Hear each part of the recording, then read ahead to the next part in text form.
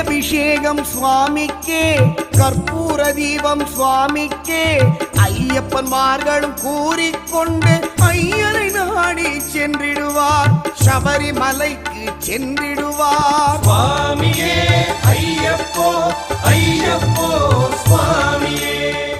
கார்த்திகை மாதம் மாலை அணிந்து நேர்த்தியாகவே விரதம் இருந்து